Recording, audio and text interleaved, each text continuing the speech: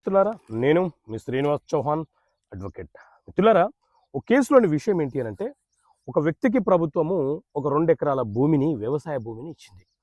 ఇప్పుడు ఆ భూమి ఊరికి దగ్గరలో ఉన్నది. అందులో అతను ఇల్లు నిర్మాణం చేసుకోవాలనుకుంటున్నాడు.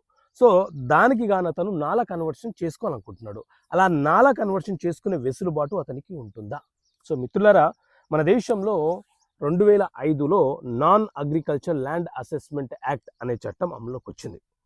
ఈ నాలా చట్టం ప్రకారంగా వ్యవసాయ భూములను వ్యవసాయేతర భూములుగా మార్చి వాటి మీద మనము పరిశ్రమల నిర్మాణం కానీ, ఇళ్ల నిర్మాణం కానీ, ఇతర నిర్మాణాలను కానీ చేపట్టడానికి అవకాశం ఉంటుంది. అయితే చెరువులు, కుంటలు, కాలువలు, శ్మశాన వాటికలు, దేవాలయ భూములు, అలాగే ప్రభుత్వము పేద ప్రజలకు ఇచ్చినటువంటి భూములు, ఉపాధి కోసం ఇచ్చినటువంటి భూములు, వ్యవసాయ భూములు ఏవైతే ఉన్నాయో ఆ భూములను మనము నాలాగా